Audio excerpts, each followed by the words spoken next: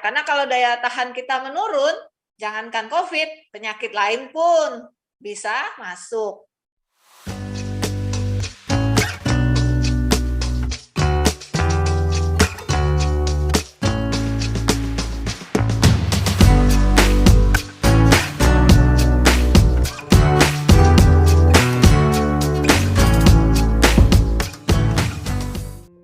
Assalamualaikum, selamat pagi, siang, dan malam, sahabat Askara Ananto.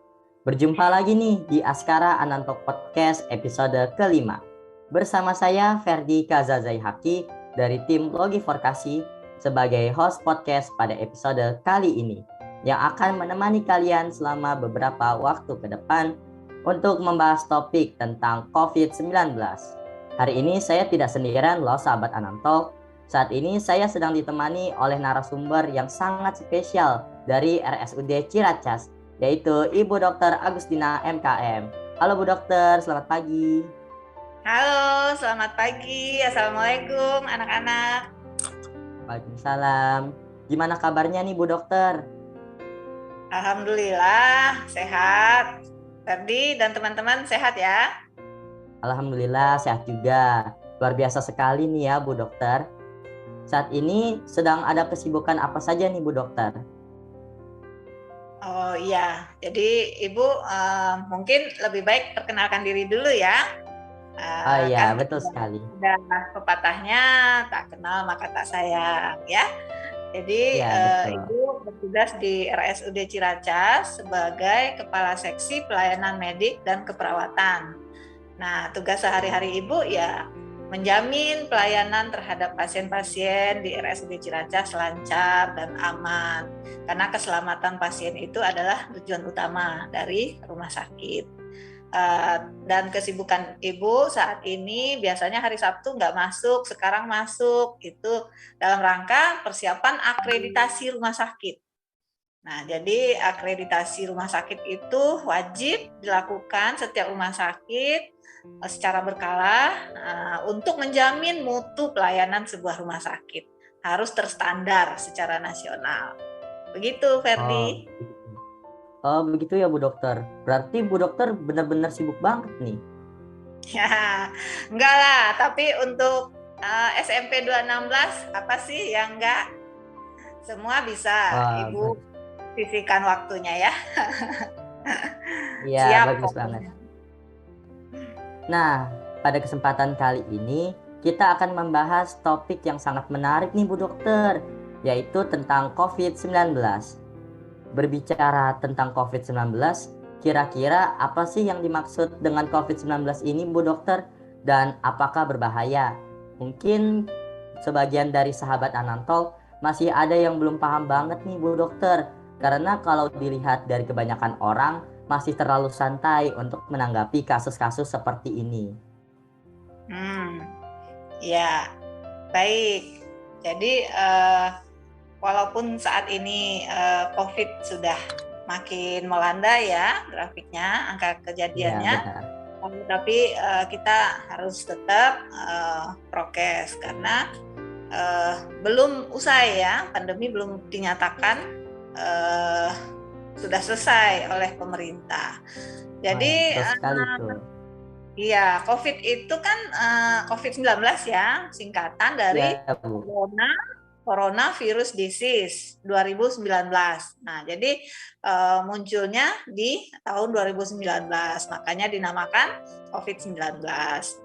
Nah, jadi sifat virus ini kan menular melalui saluran nafas, ya, melalui percikan air ludah yang disebut droplet, ya, percikan air ludah yang kita tidak bisa melihat, ya. Kemudian bisa percikan air ludah secara langsung, face to face, ya, makanya kita harus jaga jarak karena sifat virus itu dalam 1 meter itu masih bisa terbang, masih bisa berpindah ke orang lain. Nah, itu pertama, kenapa kita harus memakai masker supaya droplet yang kita hasilkan saat bicara, saat batuk, saat bersin tidak mengenai orang lain, ya. Kemudian menjaga jarak. Kenapa kita harus menjaga jarak? Karena sifatnya virus droplet itu masih bisa menginfeksi pada jarak 1 meter. Makanya diharapkan jarak kita minimal 1 meter dengan lawan bicara kita. Nah, kemudian yang ketiga, kenapa harus sering-sering cuci tangan? Nah, walaupun droplet kita tidak berpindah secara langsung melalui udara karena udah pakai masker, udah jaga jarak, tapi pada saat kita sendiri misalnya dia bersin, kita bersin atau bicara tanpa masker, tidak ada orang lain, tapi droplet kita itu menempel pada barang-barang di sekitar kita. Misalnya kalau lagi belajar, ada yang bersin, ada yang ngobrol tanpa masker, berarti dropletnya berjatuhan ke meja, ya kan? Ke meja belajar. Iya, betul banget. Nanti ada teman lain tuh yang nyamperin, lihat dong tugasnya udah jadi belum? Nah, tangannya nempel di meja kita kan? Nah, itu. Iya, jadi betul. Begitu juga mungkin saat kita buka pintu, megang handle pintu, ya kan, yang sudah tercemar oleh droplet orang yang terkena COVID misalnya di tempat-tempat umum gitu ya, yang kita pegang-pegang, kita naik bis pegangan pada tiangnya, naik kereta apa, nah makanya kemungkinan bahwa barang-barang itu sudah ditempelin droplet itu kan tetap ada. Makanya kita diharuskan sering cuci tangan dengan air mengalir dan pakai sabun. Ya, kenapa pakai sabun? Nggak mempan dengan air mengalir doang. Karena virus itu kapsulnya tidak akan terbuka apabila kita tidak mencuci pakai sabun yang mengandung deterjen. Jadi kapsul virus itu nggak terbuka, berarti RNA DNA-nya tidak mati.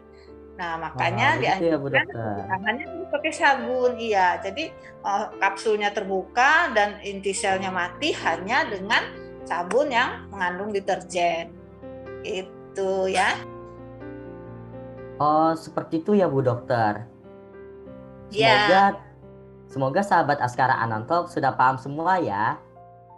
Nah, menurut Bu Dokter, apakah pandemi COVID-19 saat ini sudah benar-benar berakhir ataukah masih belum nih Bu Dokter? Wah, pertanyaannya ya. Berat sekali nih pertanyaan Ferdi nih, bagus sekali. Memang Ibu bukanlah seorang ahli epidemiologi ya, tapi Ibu background pendidikannya public health memang, tapi tidak khusus di bidang epidemiologi yang mempelajari tentang surveillance penyakit dan bagaimana itu endemi pandemi ya. Tapi ya mudah-mudahan penjelasan Ibu ini bisa dimengerti ya sama teman-teman Ferdi. Jadi pandemi COVID apakah benar-benar sudah berakhir? Kayaknya nggak ada yang berani jawab itu. Jadi Menteri Kesehatan juga belum berani menyatakan bahwa pandemi sudah berakhir, belum berani, ya. Begitu juga Presiden. Karena apa? Yang pertama masih ditemukan kasus-kasus positif yang baru, ya. Kan kita juga bisa lihat di media massa atau di situs dari Satgas COVID sendiri ya, bahwa kasus positif setiap hari masih ada kan. Nah, ya, belum nol sama sekali, iya. Tapi emang sudah jauh turun, melandai terus ya. Semoga memang suatu saat one day benar-benar nol, sekian minggu nol gitu. Nah, itulah mungkin dikatakan berakhir ya. Nah, jadi, terus kemudian cakupan vaksinasi juga belum maksimal ya. Vaksinasi baru yang dosis 1 yang mencapai di atas 87%. Sedangkan vaksin kedua itu baru 73%. Dan vaksin untuk booster masih 27,5%. Ya. Jadi kita menginginkan dari vaksinasi itu kan munculnya herd immunity. Ya, jadi kalau sudah muncul nanti herd immunity itu ya mungkin kasus sudah bisa hilang sama sekali. Jadi jawabannya belum ya, Nak Ferdi. Pandemi belum usai. Oh, jadi seperti itu ya, dokter. Jadi masih belum pasti nih, apakah pandemi ini sudah berakhir ataukah belum? Iya, Oke, belum. oke. Karena masih Kira-kira, ada kasus positif ya setiap hari. Walaupun jumlahnya oke, udah oke. jauh berkurang. Kira-kira berapa lama nih, dokter, waktu yang dibutuhkan supaya pandemi COVID-19 ini akan berakhir? Nah, itu dia. Ini berat juga nih pertanyaannya ya. Berapa lama ya waktu dibutuhkan oleh sebuah pandemi itu berakhir? Ya, kalau kita bicara tentang COVID ya, memang tidak ada ahli epidemiologi pun tidak bisa meramalkan kapan suatu pandemi COVID ini berakhir ya, karena banyak sekali faktor yang mempengaruhinya. Yang pertama tergantung kemampuan pemerintah sebuah negara dalam mengatasi pandemi, ya. Apakah sumber daya manusianya, sumber daya anggaran, keuangannya, ya. Kemudian berpengaruh juga terhadap perekonomian suatu negara, kan, bahwa usaha maksimal dari masyarakatnya, apakah masyarakatnya patuh semua. Seperti kita kan masih banyak yang melanggar prokes, disuruh vaksin masih banyak yang nggak mau, takut segala macam. Nah itu, jadi waktu untuk dinyatakan selesai pandemi di sebuah negara itu mungkin berbeda-beda ya, tergantung ya, betul sekali.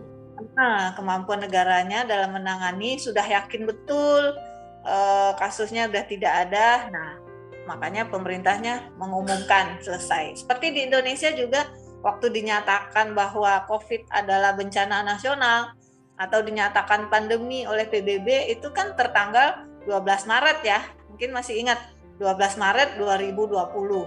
Nah, jadi kalau di awal pandemi dideklarasikan, dideklar ya, mulai sejak sekarang kita nyatakan COVID menjadi pandemi.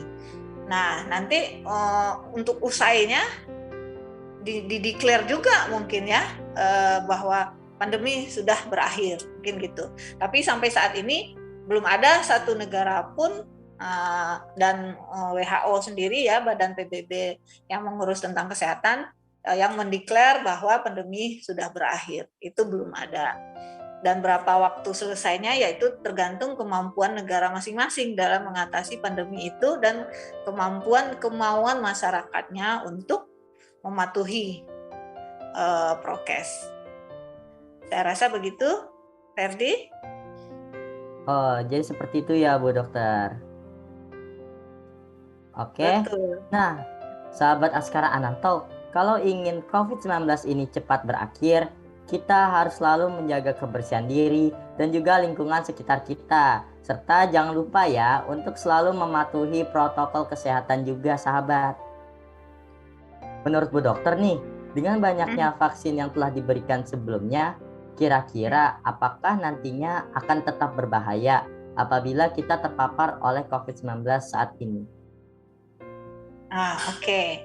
Ini pertanyaan yang bagus ya, biar kita menambah pemahaman kita terhadap kegunaan vaksin ya. Jadi Ya, untuk betul menjawab sekali. pertanyaan ini, Ferdi dan teman-teman harus paham dulu nih fungsinya vaksinasi COVID itu. Ya, Siap, jadi dokter. vaksinasi COVID itu fungsinya yang pertama adalah, yang jelas adalah merangsang sistem kekebalan. Ya, jadi yang dimasukkan dalam vaksin itu adalah virus COVID yang sudah dilemahkan, sehingga begitu di dalam tubuh kita, sistem kekebalan kita kan, anak-anak pasti belajar ya sistem kekebalan itu mulai dari sel leukosit gitu ya. Nah itu sudah mengenali. Nah dengan kita masukkan virus itu, minimal sistem kekebalan kita sudah mengenali bahwa itu adalah COVID. Nah, kalau belum kenal dia kan nggak bisa ngelawan musuhnya. Tapi kalau udah kenal, dia udah bisa melawan musuhnya, udah tahu bentuknya, oh itu lawan kita itu, jadi harus segera diserang, ditembak atau diapalah ya. Nah, cara menyerangnya kan juga sudah belajar ya, ada dengan cara fagostasis ya, ada yang dengan mengeluarkan enzim. Nah, jadi fungsinya merangsang sistem kekebalan, kemudian menurunkan resiko tertular, karena bila tubuh kita sudah mendapatkan virus yang dilemahkan tadi, dia sudah bisa mengenali, sehingga respon imunnya akan lebih cepat, responnya lebih cepat. Kemudian menurunkan dampak berat dari virus. Nah, jadi walaupun sudah mengenali, tapi virulensi tingkat menginfeksi virus itu kan juga ada yang kuat ya.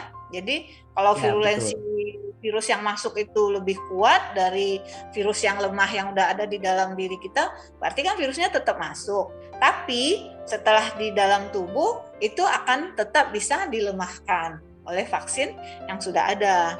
Nah, jadi tidak berdampak berat terhadap gejala penyakit yang ditimbulkan, gitu ya. Kemudian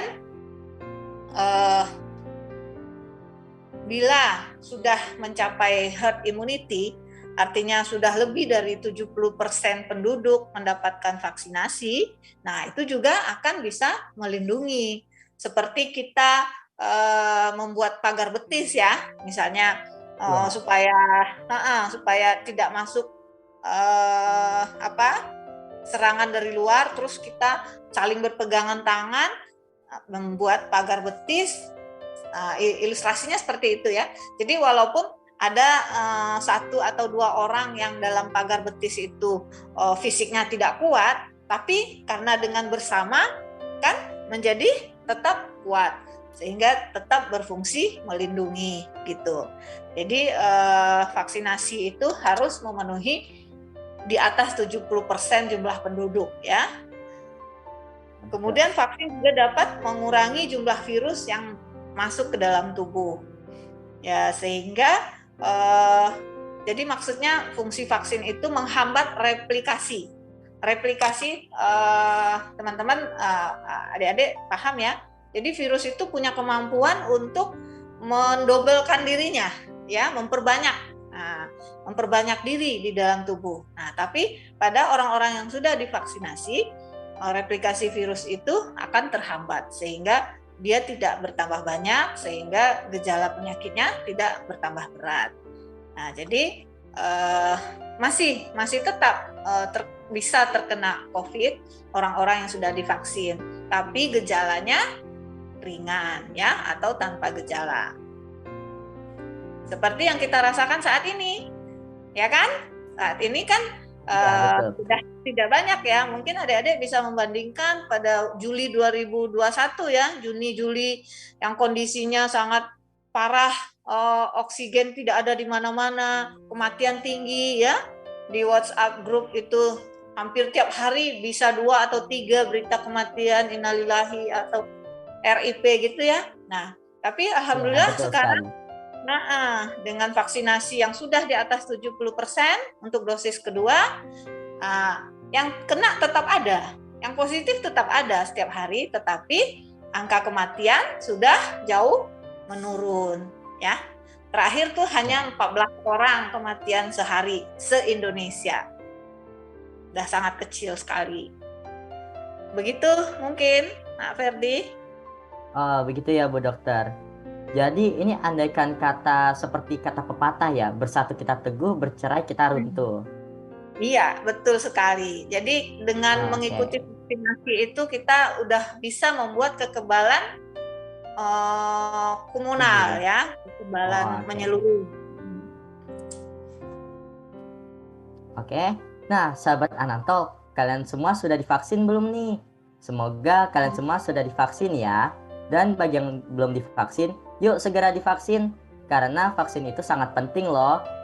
Yang tadi seperti dikatakan oleh Bu Dr. Agustina, salah satu fungsi dari vaksin adalah untuk meningkatkan sistem kekebalan tubuh kita. Benar kan Bu Dokter? Iya, betul sekali, Ferdi. Oke. Andaikan nih Bu Dokter, pandemi COVID-19 telah berakhir atau telah usai, apa sajakah perubahan signifikan yang terjadi nih Bu Dokter jika dibandingkan dengan keadaan yang terjadi pada saat ini? Ya, jadi perubahan-perubahan yang terjadi atau yang diakibatkan oleh pandemi ini ya, itu ya maksudnya ya, Ya, perubahan yang apa ya aja Bu yang Dokter. diakibatkan oleh pandemi ini. Mungkin kita bisa tinjau dari dua sisi ya, Ferdi, dari sisi positif dan dari sisi negatif. Sisi negatif. Jadi semuanya ada sisi positifnya, ada sisi negatifnya. Ada dampak positif, ada dampak negatif, gitu ya. Jadi menurut Ibu, dampak positif dari pandemi ini adalah salah satunya yang pertama, kebiasaan kita untuk berperilaku hidup sehat. Ya, hidup bersih dan sehat. Ber-PHBS itu sudah menjadi kebiasaan, rutinitas, karena sudah biasa memakai masker, sudah terbiasa cuci tangan. Nah, itu akan berdampak sangat positif bagi kehidupan kita, ya. Karena tidak hanya bisa terhindar dari COVID saja, umumnya semua penyakit, semua bakteri, kuman, virus yang ditularkan melalui udara bisa dicegah, ya. Jadi itu dampak positif yang pertama, itu kita masyarakat sudah berperilaku hidup bersih dan sehat yang akan bisa menjadi modal untuk menjaga kesehatan ke depannya walaupun pandemi sudah berakhir, gitu ya. Kita udah punya modal nih. Betul. Nah, masyarakat kita udah terbiasa nih hidup bersih dan sehat. Nah, kemudian dampak positif yang kedua, menurut Ibu ya,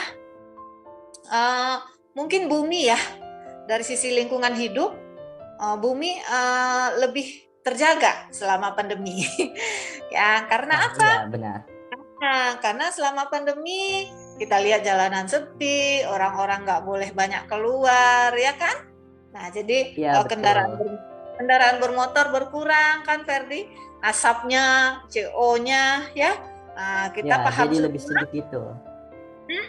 Jadi efek rumah kaca menurun, ya kan? Ya, betul banget tuh. Karena dengan berkurangnya CO2 yang dihasilkan oleh kendaraan bermotor, itu akan berdampak positif pada lingkungan. Kemudian apalagi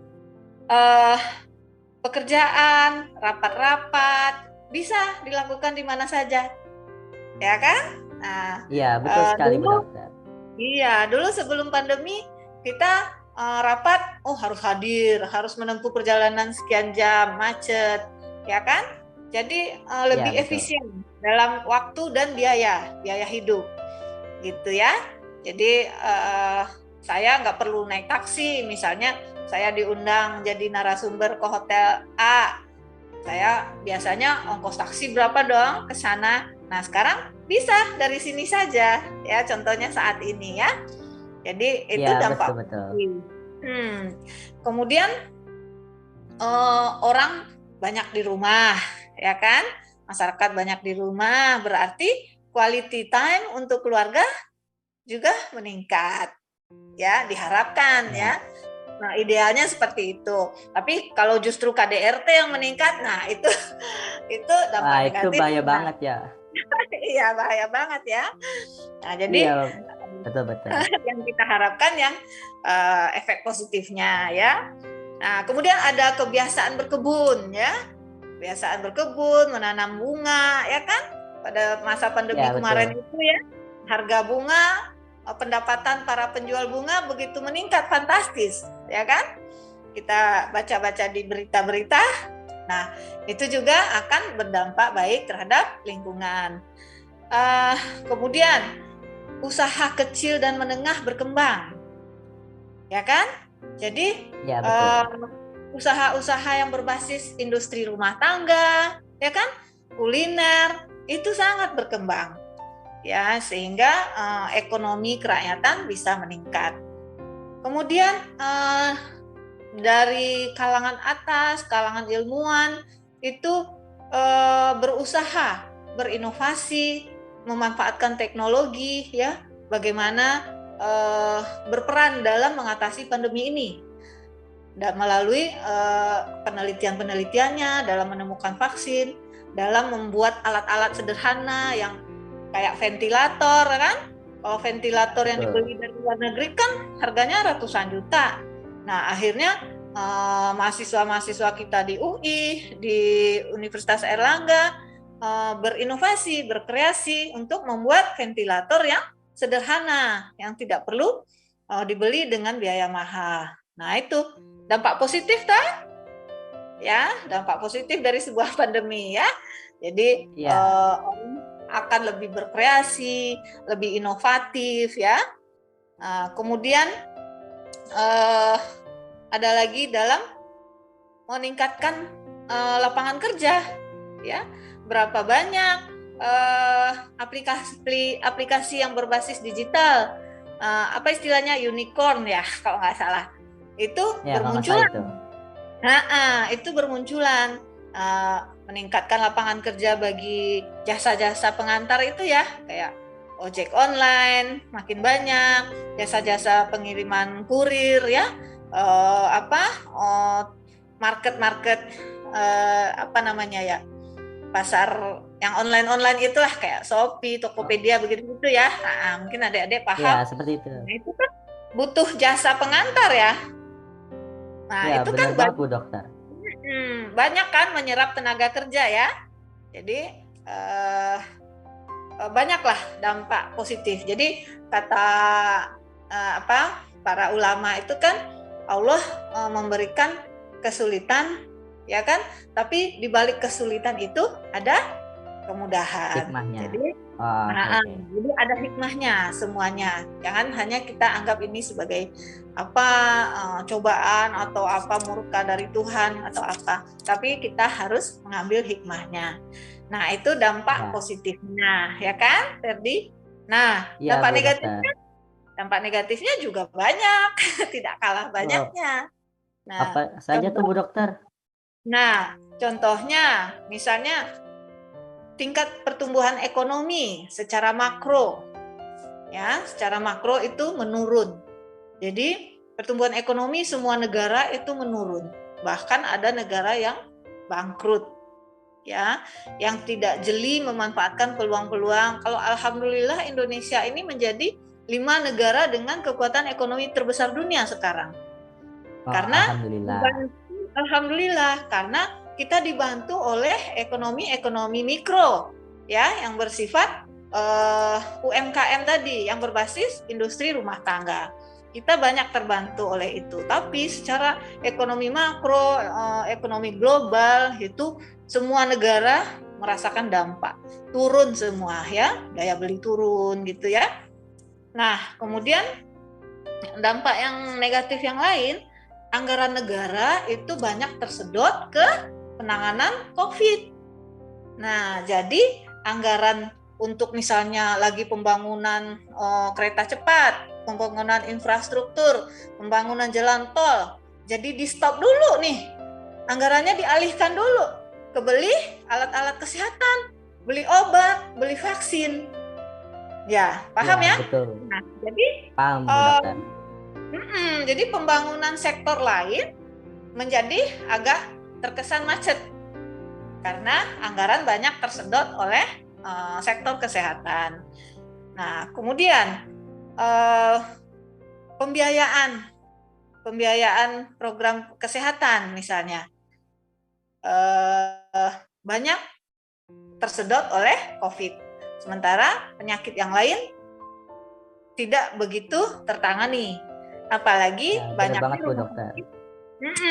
Apalagi banyaknya rumah sakit yang ditunjuk hanya sebagai rujukan COVID. Artinya rumah sakit itu tidak melayani penyakit lain. Nah, kemudian banyak juga masyarakat yang takut ke rumah sakit sehingga mendiamkan penyakitnya, ya. Sehingga setelah kasus COVID turun, malah penyakitnya udah tambah parah, udah tinggal, ya, gitulah, ya. sampai rumah sakit nggak dirawat lama meninggal gitu. Jadi angka kematian penyakit lain juga meningkat, ya. Mana oleh COVID misalnya udah menurun, tapi penyakit lain sekarang meningkat. Contohnya penyakit TBC, ya, karena sibuk ngurusin COVID, ngurusin TBC agak kurang, keteteran. Misalnya asma, kemudian penyakit kardiovaskuler. Karena 3 penyakit ini, TBC, asma, penyakit kardiovaskuler atau penyakit jantung ya, itu gejalanya itu kan sesak ya, sesak sama batuk. Nah, pada zaman sampai sekarang juga pada zaman pandemi, kita juga masih pandemi, itu ya, betul. setiap datang ke rumah sakit itu memang nggak lolos screening, jadi harus di PCR atau di antigen, padahal dia bukan COVID. Nah, itu yang membuat masyarakat malas ke rumah sakit atau takut, ya kan? Takut diperiksa PCR, betul sekali. Dan malah ada yang menduga rumah sakit sengaja mengcovidkan bla bla bla gitu ya, seperti yang sering kita dengar di media selama ini. Padahal itu sudah menjadi protap, sudah menjadi standar prosedur operasional sebuah rumah sakit. Itu namanya screening. Alur screeningnya memang begitu. Jadi semua pasien yang demam tinggi dan atau batuk sesak, nah itu sampai saat ini masih dicurigai sebagai COVID dan harus diseleksi dengan pemeriksaan. Sekarang ada pemeriksaan rapid antigen, ya, yang hasilnya bisa dalam 15 menit. Nah, kalau dia ternyata negatif, boleh langsung ke poliklinik, baru boleh masuk ke poliklinik. Begitu, di RSUD Ciracas juga masih begitu, tapi bukan PCR, ya. Hanya tes antigen. Nah, yang murah dan cepat. Jadi kalau ada yang gejalanya memang mirip dengan COVID, itu memang sudah prosedurnya seperti itu gitu ya. Nah, masalah mengcovidkan itu tidak ada sebenarnya. Memang kebetulan beliau memang terinfeksi COVID juga mungkin. Sudahlah punya TB, sudahlah punya asma. Nah, dan kebetulan memang terinfeksi COVID. Jadi tidak ada rumah sakit yang sengaja mengcovidkan, karena hasil laboratorium itu oleh pihak lain yang memeriksa PCR itu pihak lain, bukan pihak rumah sakit itu. Dan hasilnya itu bisa dipantau seluruh Indonesia, ya. Jadi siapa-siapa hasil yang positif, yang negatif itu Menteri Kesehatan aja, bahkan Presiden itu bisa pantau. Jadi tidak bisa dibuat-buat, ya. Itu alat yang membaca dan hasilnya langsung masuk ke data pemerintah. Jadi tidak ada yang diisi manual. Si Ferdi, kita positifkan aja yuk, kita ketik positif, nggak bisa seperti itu, ya. Oke. Kemudian ada lagi nih dampak negatifnya setelah ini, kesalah pengertian, salah dalam mengartikan vaksin. Nah, kan banyak juga tuh udah divaksin udah merasa kebal nih, Ya, bener banget tuh Bu Dokter. Jadi udah merasa jangan kuat gitu ya, jangan seperti artis yang itu tuh waktu dulu tuh ya, habis divaksin besoknya langsung butuh masker. Nah, itu kan tidak benar, karena tadi udah dijelaskan vaksin itu hanya begini-begini ya. Jadi proses harus tetap. Jadi apabila dia kena, dia memang tidak bergejala. Nah, karena dia merasa tidak bergejala, terus dia nggak pakai masker, tapi dia pergi kemana-mana kan, berkontak, berbicara dengan semua orang. Nah, itu orang yang kebetulan belum vaksin mungkin, atau orang tua yang kebetulan punya penyakit. Nah, itu bisa kena. Nah, itulah salah dalam mengartikan vaksinasi. Itu juga dampak negatifnya. Mungkin itu saja, Ferdi. Oh, begitu ya Bu Dokter. Jadi selain memiliki dampak positif, pandemi COVID-19 ini juga memiliki dampak negatif yang sangat berbahaya ya? Ya, pastinya. Nah, berbeda seperti saat awal COVID-19 masuk ke Indonesia, akhir-akhir ini banyak sekali orang-orang yang sudah tidak mengikuti protokol kesehatan atau bisa dibilang sudah longgar lah. Seperti memakai masker, menjaga jarak, dan juga mencuci tangan. Kira-kira apa sih tanggapan Bu Dokter mengenai hal ini? Nah, iya. Ya, pastilah tanggapan saya. Yang pertama, berarti orang itu tidak paham atau salah paham ya terhadap upaya vaksinasi.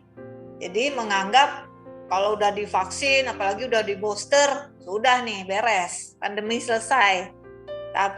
Dan juga saya anggap orang yang seperti itu, yang pertama tadi dia nggak paham ya, nggak paham bahwa vaksin hanya untuk melemahkan, bla bla bla.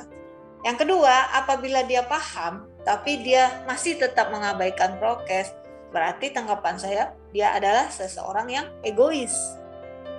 Ya, egois. Kenapa?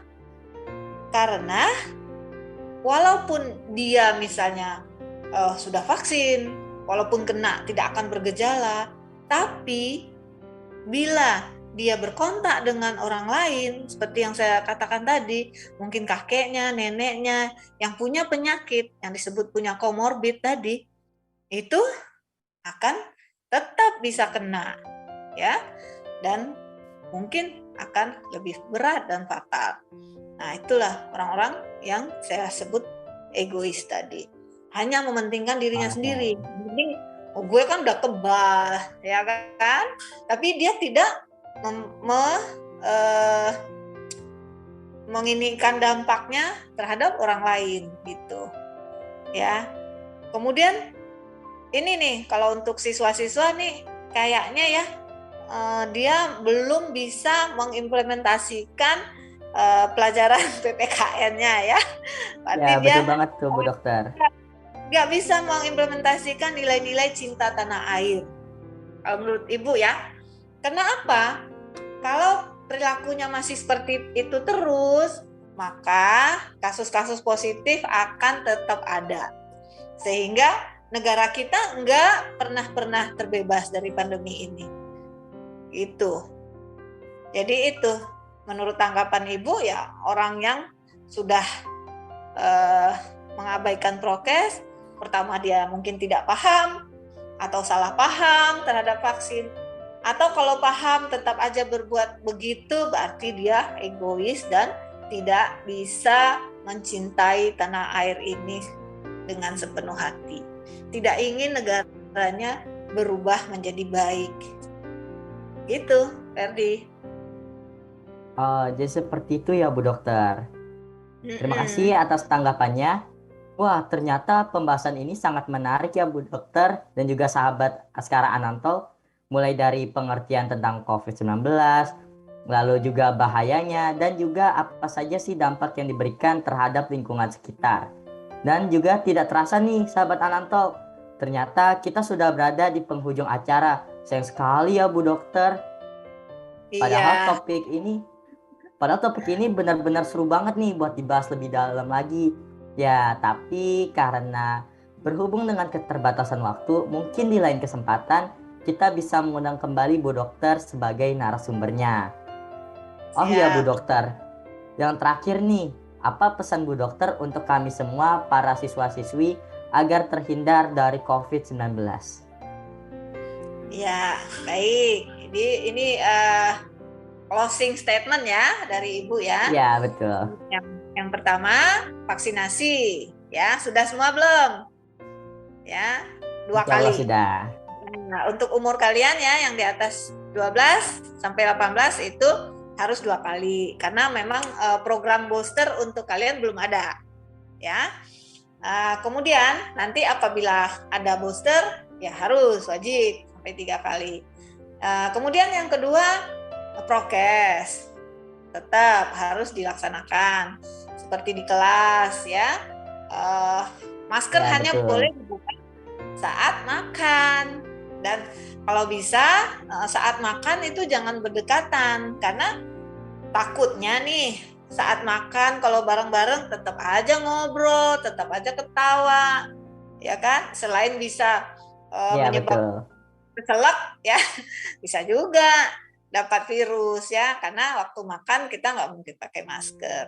Kemudian sering-sering cuci tangan pakai sabun setiap kalau yang aturan PHBS keluar dari toilet, keluar habis pegang apa yang kotor, pegang tangkai sapu, pegang apa.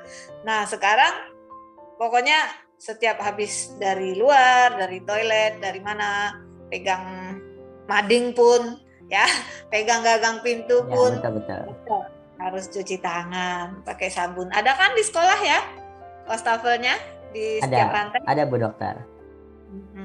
Itu. Mungkin itu saja. Kemudian itu daya tahan, ya, stamina. Staminanya harus tetap dijaga melalui apa? Makan yang teratur dengan gizi yang seimbang, ya. Vitamin, multivitamin dimakan. Kalau nggak ada vitamin ya sayur dan buah-buahan itu udah cukup, ya. Sayur nggak perlu yang mahal, buah-buahan nggak perlu yang mahal, ya. Yang penting rutin dikonsumsi setiap hari. Itu saja, karena kalau daya tahan kita menurun, jangankan COVID, penyakit lain pun bisa masuk. Oh, jadi begitu ya Bu Dokter? Iya. Oke. Baik Bu Dokter, terima kasih atas waktu dan ilmu yang telah diberikan kepada kami semua. Semoga ilmu yang sudah diberikan ini dapat bermanfaat bagi kita semua dan dapat kita terapkan dalam kehidupan sehari-hari ya sahabat. Dan sukses selalu juga nih buat Bu Dokter. Ya, terima kasih Ferdi dan kawan-kawan. Pamit Sama-sama, ya. Bu Dokter. Oh iya, terima kasih juga buat sahabat Anantalk yang sudah mengikuti acara podcast ini dari awal sampai akhir. Mohon maaf ya jika ada salah kata dalam penyampaian. Dan sampai bertemu kembali pada podcast episode selanjutnya. Saya Ferdi KZ dan Bu Dokter Agustina, kami pamit undur diri. Wassalamualaikum warahmatullahi wabarakatuh. Sampai jumpa dan terima kasih. Sampai jumpa.